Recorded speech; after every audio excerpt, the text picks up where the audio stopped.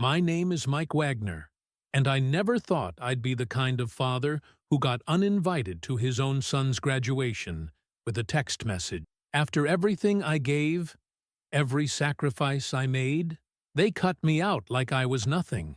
But what they didn't realize was that quiet doesn't mean weak. And when they tried to erase me, I didn't raise my voice. I just made a few calls. If you've ever felt taken for granted, pushed aside, or replaced by people you once would have died for, this story is for you. So, tell me the city you're watching from in the comments, and don't forget to subscribe. Because some stories aren't about revenge, they're about remembering who you are. I was standing in the aisle of a small hardware store when my phone buzzed. A simple, 3-sentence message lit up the screen. You don't need to come to the graduation anymore. It's not a good time for us. Please respect our space. No, hi, Dad. No explanation. Just that. Typed out like a dentist canceling an appointment. I must have read it 5 times before my eyes finally registered the words. For a second, I thought maybe I'd misread. Maybe it was a mistake. But it was from him. My son, Eric. My only child. The same kid I drove to every football practice. The same one I used to read bedtime stories to, even after he started pretending he was too old for them. Now he was graduating college, a milestone I helped make possible, and I wasn't even invited. Not anymore. I stood there in front of the paintbrushes, clutching the phone like it had just stabbed me. The man next to me asked if I was okay. I lied and said yes. Then I walked out without buying anything. Outside, the Missouri wind had picked up. It was one of those gray spring afternoons where everything feels like it might fall apart. I sat in my truck and stared at the message again. I zoomed in on the words like somehow I'd find a clue hidden between the letters. But no, it was clear, deliberate. And it wasn't just Eric's tone that hurt. It was the silence underneath it, the quiet approval of his wife, Lily, whose fingerprints were all over this kind of cold distance. I knew her well enough by now, too well. This wasn't just a decision made out of stress or bad timing. This was a statement, and the message behind it was crystal clear. You're not needed, not wanted, not part of the picture anymore. They'd gotten what they needed from me. The co-signed loans, the tuition money, the rent help, the support calls at midnight. And now? I was inconvenient, embarrassing maybe, just an old man who'd done his part and could quietly disappear. I pressed my thumb to the screen and hovered over the call button. Part of me wanted to scream, another part wanted to beg, but instead, I took a long breath, and I did what they never saw coming. I opened the banking app. My name was still on the account, the savings account I'd set up for Eric when he turned 18. The one we'd used to pay for textbooks and emergencies and deposits. He'd assumed I'd forgotten about it, but I hadn't. Because fathers don't forget the things they build for their children. And sometimes, those same things can be unbuilt. I didn't touch it that day. Not yet. Revenge, real, meaningful revenge, doesn't come from impulse. It comes from clarity. And before I made a move, I needed to remember the whole story. Not just what was happening now, but how we got here. Because this wasn't the first sign, not by a long shot. So I put the phone down, turned the engine over, and started driving home. But in my head, I was already walking backward, back through years of silent sacrifices, back to a house filled with laughter, back to when I still had a family that looked me in the eyes, back to the very first crack in the foundation. It's funny how you never see the betrayal coming, not from the people you raised, not until they hand it to you, neat and folded, in the form of a text message. And that was the day I stopped being just a father and started becoming something else. You don't raise a son thinking he'll turn his back on you. You raise him thinking he'll be better than you. That's the hope that kept me going through the long winters, the missed meals, the extra shifts I pulled on the maintenance crew for the city. I wasn't ashamed of the work. Honest labor never bothered me. But there were nights I'd come home so sore I could barely lift my arms. And yet, I still made time to toss a football with Eric in the yard, still showed up to every school play, even if I was the only dad there in muddy work boots. His mother passed when Eric was 10. Cancer. Quick, cruel, and unrelenting. She was the soft one between us. The gentle voice, the steady touch. When she died, I wasn't just grieving. I was learning how to be both parents. I cooked every meal from scratch, even when it meant burning eggs at 6 a.m. I sat with him while he cried himself to sleep some nights, pretending not to cry myself. We were a team, him and me. That's what I always told him. I've got your back, son. Always. And I meant it. I never remarried. Not because I didn't try, but because no one ever fit quite right. Eric was my world. Everything I did circled back to him. Every decision, every dollar. When he started high school, I took weekend gigs fixing lawnmowers just to afford his football gear. When he got accepted into the University of Missouri, I cried in the parking lot. And when he hesitated, worried about how we'd pay for it, I told him not to worry. I've got savings, I lied. Truth was, I cashed out part of my pension early and took out a small loan. I figured I had time to make it back. That's what fathers do. At first, everything seemed okay. Eric called me every Sunday, sent photos from campus, thanked me for believing in him, and then came Lily. She was his junior-year girlfriend, a psychology major with a perfectly curated Instagram and opinions that felt more like sermons. Don't get me wrong, she was polite at first, always smiled, always thanked me for dinner. But there was something too polished about her. Like she was performing nice rather than being it. I noticed how Eric's tone shifted when she was around, how his voice flattened, how he looked at me for approval less and less. She'd make little comments. "Oh, that's how your dad does things? Huh." Or, "Your dad seems sweet, but maybe he's a little stuck in his ways." At Thanksgiving that year, I overheard her asking Eric if he was sure he wanted to go into education. "You could do better," she whispered, like I wasn't just 5 feet away carving the turkey I bought with money I didn't really have. Still, I stayed silent. You don't meddle in your son's relationships. That's the fast track to losing him. But the red flags kept adding up. He stopped coming home for the holidays. He started missing our Sunday calls. And when I called him once, after a minor surgery, just to hear his voice, she answered his phone and told me he was resting. He never called back. 2 weeks later, I got a group text with a photo of them in matching Christmas sweaters, standing in front of her family's fireplace. It was a small thing, but it burned. By senior year, they moved in together off campus. Eric asked if I could co-sign the lease. He didn't say, "I love you" at the end of calls anymore. Lily began texting me on his behalf, coordinating family stuff. That's when I started to feel it.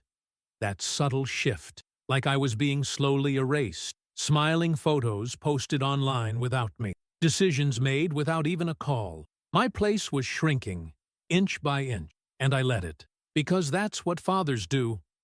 I wanted to believe it was just a phase. College stress. Young love. Whatever. But then came the loan. Eric asked for $10,000 to cover a tuition gap. Something about credits not transferring, some billing mistake. He said it was urgent. Said if he didn't pay, he'd be dropped from the semester. And I believed him. Of course I did. I transferred the money the same day. And a week later, Lily posted a video of them on a ski trip in Aspen. Eric never mentioned it. I didn't ask. Because if I did, and the answer confirmed what I feared, I don't know what I would have done. So I tucked that moment deep into a drawer in my chest, alongside all the others, and I smiled the next time he called, pretended not to notice how short he was with me. But it was during the spring of that same year, just a few months before graduation, that the real shift came. They invited me for dinner. A rare gesture. I brought a bottle of wine, dressed up a bit. It was a modest apartment, But Lily had decorated every inch. I noticed right away. No photos of us, just her family, her friends, her childhood dog. During dinner, Lily mentioned they were thinking of starting a business. Something about a wellness app. Eric looked uncomfortable. He barely made eye contact with me all night. Then Lily leaned in and smiled. "You've always been so generous, Mike. We're lucky to have your support, especially with the account still open. The joint one with Eric? That was so helpful." I paused. I hadn't mentioned that account in over a year. Eric looked down at his plate. I realized, in that moment, that I hadn't been asked for money.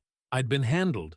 That night, I sat in my truck longer than usual, watched the streetlights blink, and for the first time since he was born, I didn't feel like Eric's father. I felt like a wallet with a heartbeat. Still, I told myself it was just my pride talking. Maybe I was overthinking it. But a week later, Lily sent me a message that made my stomach sink.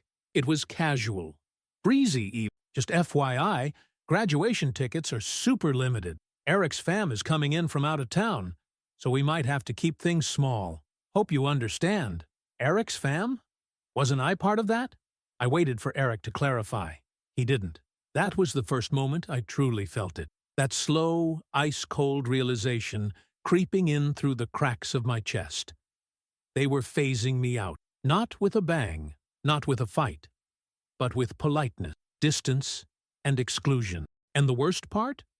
They thought I wouldn't notice. Graduation weekend rolled in with a stretch of humid heat that clung to your skin like regret.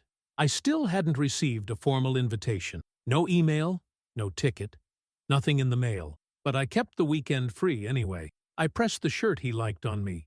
Blue with faint checks. Polished my shoes. Bought a new tie. Just in case. I told myself maybe it was a misunderstanding. Maybe Lily was exaggerating. Maybe my son, my blood, wouldn't let me miss the biggest day of his life. But Friday evening, while I was at the grocery store picking up steaks for a small celebration I'd planned, just the three of us, the text came in. "You don't need to come to the graduation anymore. It's not a good time for us. Please respect our space." No punctuation, no apology, just cold precision. I stared at my phone in the freezer aisle, next to the frozen peas, and then something worse happened. My fingers fumbled and accidentally tapped on a photo notification that had just come through. It was from Lily's Instagram story. Public, of course. A group of them, all dressed up, smiling, holding drinks. Her parents, her cousins, a few college friends. And there he was, my son, standing dead center, grinning like he'd just won the world. The caption read, "Celebrating Eric. Grateful for family who shows up." The word family was bolded, intentionally. I don't remember driving home.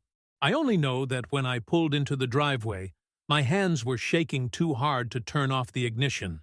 The steaks sat forgotten on the passenger seat, bleeding slowly into the brown paper bag. That night, I didn't eat, didn't sleep.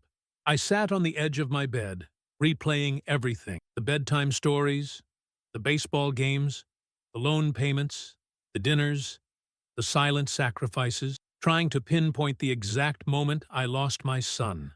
But the real blow came the following week. A certified letter, cream envelope, gold trim, the kind of thing you dread before you open. It was addressed to me, but written by someone else. A lawyer.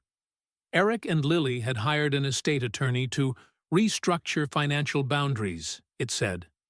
They were requesting that I remove myself from all joint accounts, including the savings account I had opened for Eric at 18, the one still holding nearly $18,000.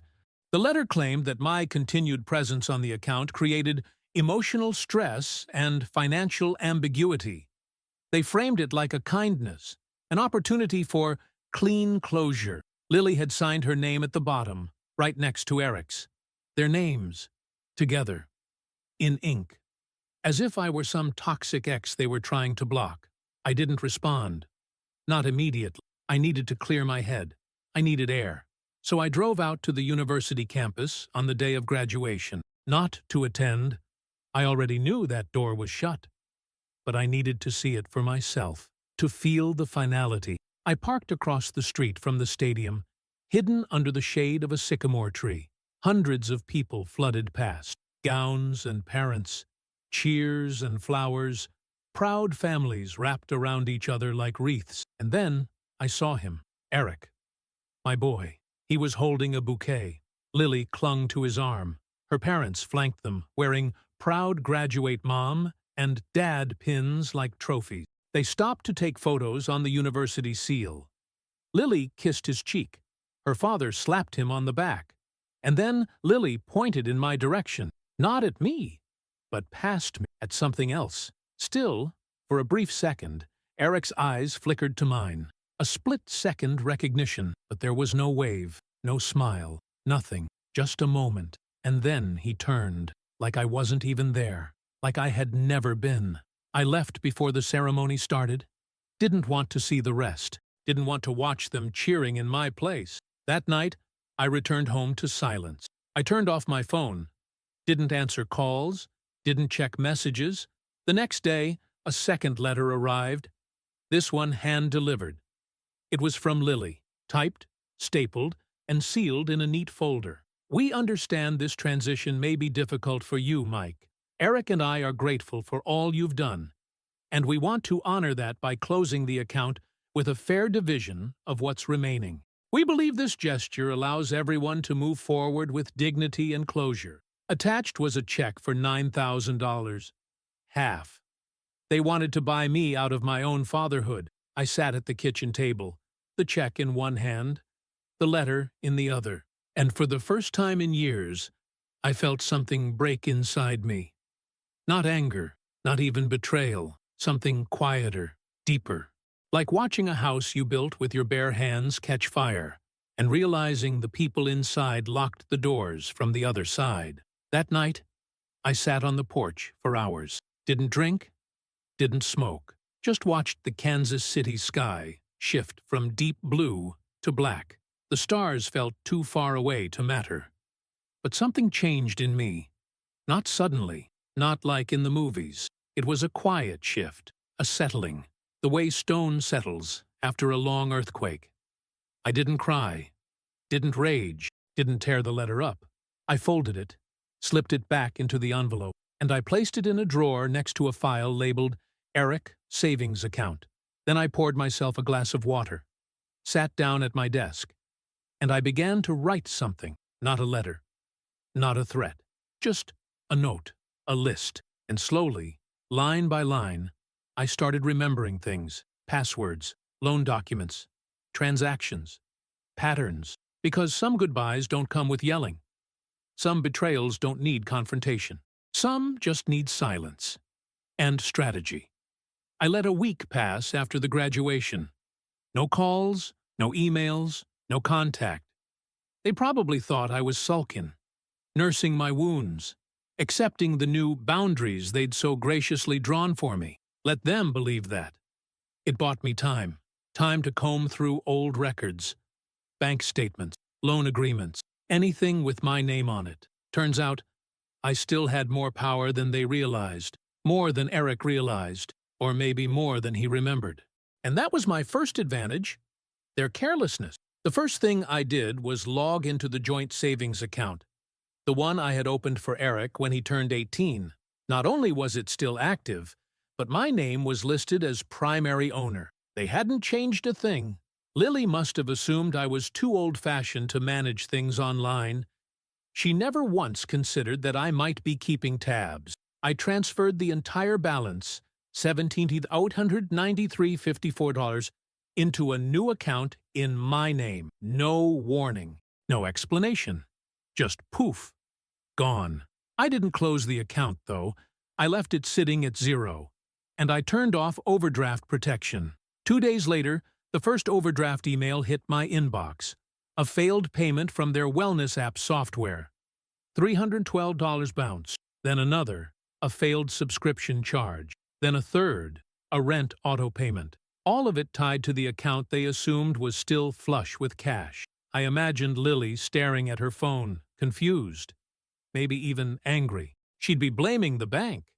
Eric would be embarrassed, but neither of them would suspect me. Not yet. That same week, I called the small credit union where Eric's car loan was held. I had co-signed it his sophomore year.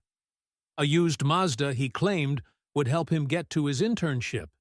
He'd promised to refinance it after graduation. He hadn't. My name was still on the paperwork, so I did something simple. I called the lender and requested my removal as co-signer, citing risk concerns. Boys, they said the only way to do that was for Eric to refinance or pay the loan in full. I asked if they'd sent any notices recently. Turns out they had. Several. Eric had missed 2 payments. I asked them to mark my file with non-authorization for further liability. Legally, it wasn't ironclad, but it created a flag in their system, enough to trigger scrutiny. And scrutiny, when it comes to money, is a silent wrecking ball. Then I took it one step further. I went into the small safety deposit box I'd been paying for since 1995. Inside was a folder. It held a copy of my living trust, something I had quietly set up a year after Eric started college. Originally, everything had been assigned to him. The house, the life insurance, the truck, even the small rental property I inherited from my brother. But the night I got that graduation text, I had already begun revising it. Now, I made it official. I named the rental home's beneficiary as the Kansas City Shelter Foundation, an organization I had volunteered with for years. The truck? I signed it over to my godson, Luis, who just got out of the Navy and needed wheels. The life insurance? Split between the shelter and my cousin in Topeka, the only person who still sent me birthday cards. I left Eric $1.00. $1 Why not erase him completely? Because leaving nothing can be forgotten. But leaving $1? That says something. After those quiet moves, I waited, and it didn't take long. One evening, my phone rang. Blocked number. I let it go to voicemail. The message was short. Hey, Dad, it's Eric. Weird stuff's going on with the account. Can you call me back? No apology, no warmth, just inconvenience in his voice. I didn't call back. 3 days later, another message, this time from Lily. Mike, I don't know what's going on, but some of our auto pays are bouncing. It's creating issues for our business. Could you please check with the bank? We're in the middle of a launch and don't need this added stress. Stress, she said. Launch. As if I was tech support. I waited a full week before responding. Then I sent a single text. Funds were reallocated. Account is under review. Recommend updating your payment sources. That was it. No explanation, no emotion, just a soft, legal-sounding message that said everything without saying anything. And that's when the cracks began to show. They tried calling again, multiple times. Eric even left a voicemail that sounded more like a scolding than a plea. Dad, you can't just touch our money like that.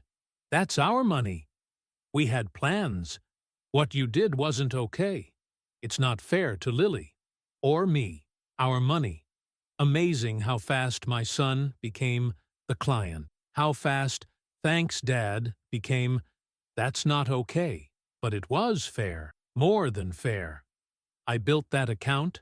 I filled it. They just assumed they'd inherited it. And as they scrambled to plug holes, reroute bills, and fix the growing chaos, I made myself a quiet cup of coffee every morning. Black. No sugar. The way I liked it before Lily convinced Eric that flavored oat milk was healthier. It felt good. Not vengeful. Not cruel. Just. And that's when I remembered something small, but powerful. Something they had both forgotten. It wasn't just the savings account I had co-signed. It wasn't just the car loan I had underwritten. It wasn't even the financial trust I'd rewritten. It was the apartment. Their current apartment. I still had something left. 2 weeks passed. I didn't hear from either of them. That silence? It wasn't surrender. It was strategy. I could feel it in my gut. The same instinct that kept me safe during layoffs, bad contracts, and family drama over the years. When people like Lily go quiet, they're not backing down. They're building their next move. Sure enough, It came in the form of a letter. Not a personal one. A formal envelope from a law firm in downtown Kansas City. Inside, a cease and desist notice, dressed up in legalese. Mr. Wagner, your recent financial interference has caused undue hardship and emotional distress to our clients, Eric Wagner and Lily Goodman. We demand immediate restoration of funds and removal of your name from all associated assets, failing which legal action will be pursued. They'd weaponized the legal system, and they were framing me as unstable, the old man who couldn't let go, the jealous father clinging to control. But they weren't just bluffing. Attached to the letter was a notarized affidavit claiming I had manipulated financial assets in bad faith and posed a risk to business operations. It was signed by Lily, not Eric. That told me everything I needed to know. This wasn't his idea, but he wasn't stopping it either, and that made him just as guilty. I poured myself a whiskey and sat with the letter for hours, read every word, and then, quietly, I opened my filing cabinet, pulled out a folder labeled Unit 4C, West River Lofts. Flashback, it was 5 years ago. Eric had just started dating Lily. They wanted to move in together. Their credit wasn't strong enough. Lily's parents refused to co-sign. I remember her exact words. They don't believe in enabling. She'd said it with a laugh, but there was bitterness underneath. I had just come into a small inheritance from my Aunt June. So instead of co-signing their lease, I bought the unit outright, cash, titled it in my name, but let them live in it, rent-free. The only condition, they pay the HOA fees and utilities and keep the place in good condition. They always talked like it was their place, called it our apartment on social media. Lily once told a friend at dinner, "We got lucky with a great landlord." She said it while sipping wine I'd paid for, but she never asked who held the deed. Now I knew exactly how to respond. The next morning, I drove downtown to a real estate attorney I'd used once before, years back, when a tenant tried to sublet illegally. I explained the situation, showed the title, showed the original agreement I'd drafted and signed, giving them temporary use of the property with no lease, just family accommodation. He laughed under his breath. "They have zero legal standing," he said. "Want to evict?" I didn't answer right away. Not yet. Revenge. Done right. Needed patience. So instead, I had him prepare a notice of reassessment. Not an eviction. Just a formal document stating the owner, me, would now be renting the unit at market rate, effective the following month. $2,200 per month, due on the 1st. Late fee, $100 per day. I mailed it, certified, addressed it to both of them. 3 days later, my phone rang. Eric. This time, I picked up. "Dad, what the hell is this? It's rent, son. You can't do this. You said the apartment was for us." "No," I said calmly. "I said you could live there. I never said it was yours." He went quiet. Then came Lily, grabbing the phone, her voice sharp and rehearsed. "This is disgusting, Mike. You're trying to control us with money. Again. We're not your puppets. You're just bitter we set boundaries." I smiled to myself. "You know what's funny?" I said. "The only boundaries I ever crossed were the ones where I gave too much." Click. She hung up. That night, I sent one more letter. This one from my lawyer. It detailed the full property ownership, the absence of any lease, and the intent to begin formal eviction proceedings if rent was not paid. And for good measure, I blind copied the HOA board president. Why? Because I'd gotten friendly with her years ago at a neighborhood block party. She always had a soft spot for me, especially after I helped her fix her porch steps in the dead of winter. She responded within hours. "Thanks for the heads up, Mike. If they cause trouble, we'll back you up." And just like that, their little world, the illusion they'd built around entitlement and image, began to wobble. They tried fighting back. One more desperate play. I got a message from a mutual acquaintance, a man named Greg, who used to work with Lily. He warned me, "She's saying you're unstable. that you've been harassing them. She's trying to get ahead of it legally. That's when I made my final, quiet move. I drove to a little diner where I knew Greg would meet me. I thanked him, and I handed him a flash drive. On it, a series of voicemails, emails, screenshots, every message where Lily asked for money, manipulated Eric, suggested quietly that I step back, all in her own words, all time-stamped. I didn't threaten to use it, didn't need to, because I knew exactly where it would go if needed. The university board, her new job's HR, the app investors. Image matters when you build a career on mindfulness and female empowerment. Let her play checkers. I'd been playing chess since the moment she sent that graduation text. And Eric? He didn't even realize he was the pawn she sacrificed to stay queen. But I wasn't done. Not yet. Because revenge isn't about a single victory. It's about watching them feel it. Feel the walls shift. Feel the story change. Feel the ground under them crack open. I stood on the porch that night, watching lightning crawl across the sky, and I whispered to no one in particular, "You haven't seen anything yet." They thought they'd survived it, that the storm had passed. 3 weeks of silence had lulled them into a false peace, the kind of quiet you get right before the ground gives way. Eric sent one final message. It wasn't angry. It was smug. "We've decided to move out. It's clear we need distance. You'll get the keys next week. We've already secured a new place." He ended it with, "I hope you find whatever you're looking for." No mention of repayment, no mention of gratitude, just a thinly veiled declaration. "We've outgrown you." That's what they believed, and that's exactly what I wanted them to believe. Because for all of Lily's scheming and Eric's silence, neither of them had bothered to check the one document that could have saved them from what was coming. 5 years ago, when I bought that apartment, I filed a secondary clause, a conditional clause, tied to their occupancy. It wasn't legally required, but my lawyer at the time, a meticulous man named Howard Doyle, insisted. "It's smart protection," he said. "If they ever cause damage, if they breach trust, you'll have grounds to recoup." And tucked in that clause, buried in the fine print they never read, was a stipulation. Any tenant voluntarily vacating the unit without written release forfeits any personal property left behind after 72 hours. Now, you might be thinking, so what?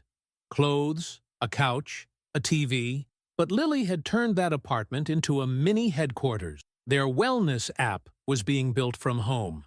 And on that desk by the window, in a file cabinet labeled Private, were binders, accounts, early investor contracts, tax documents, and proprietary brand materials, all of it left behind. I waited exactly 74 hours after their final move-out notice.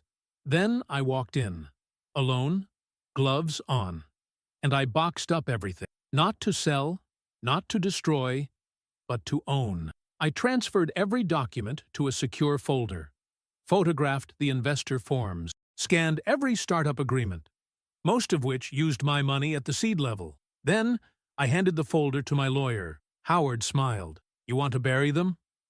"No," I said. "I want them to know I could have." "And then what?" he asked. "Then," I said, "we go to the fundraiser." See, what Lily didn't know, and Eric forgot, was that the Kansas City Shelter Foundation hosts an annual gala every May. It's a big event.